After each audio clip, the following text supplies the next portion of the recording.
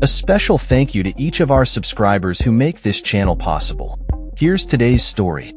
In a surprising move, the Republican-led House of Representatives passed a bill on Thursday that seeks to rename the Gulf of Mexico to the Gulf of America.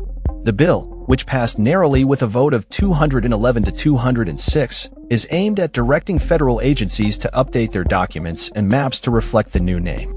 This legislative action comes after President Donald Trump signed an executive order on his first day in office to initiate the name change.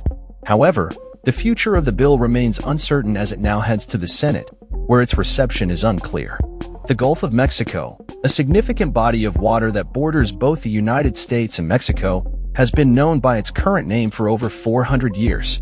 Proponents of the bill, including its sponsor Representative Marjorie Taylor Greene from Georgia, argue that the name change is a matter of national pride and reflects America's strategic influence in the region. Greene stated, "The Gulf of America is one of the most important things we can do this Congress," emphasizing the need for the name to align with the current geopolitical landscape. However, the legislation has sparked considerable backlash from Democrats, who argue that the bill is a distraction from more pressing issues facing American families. House Democrats, led by Representative Hakeem Jeffries of New York, have called the bill a silly, small-minded, and sycophantic piece of legislation. They contend that the focus should be on legislation that addresses economic concerns, such as lowering grocery bills and reducing costs for average families. Representative George Latimer, also a Democrat from New York, echoed these sentiments, stating that no one is clamoring for a newly named body of water. They want lower grocery bills.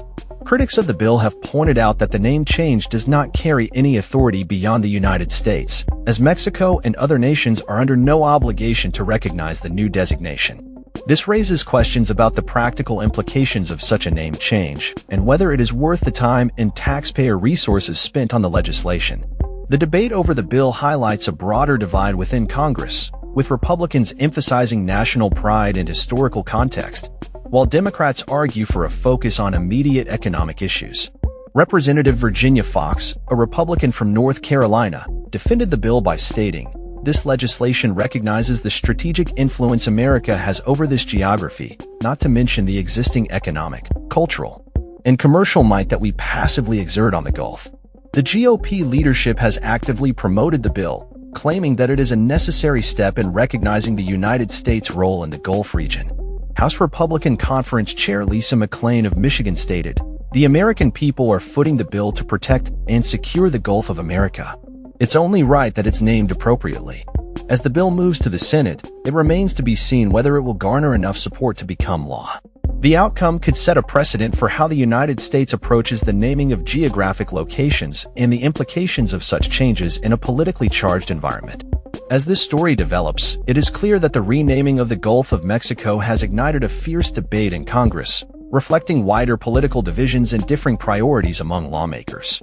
With the Senate's response pending, the nation watches closely to see how this contentious issue will unfold. That's all for this story. We upload videos every day covering many different subjects, so hit that subscribe button to stay informed. Thanks for watching.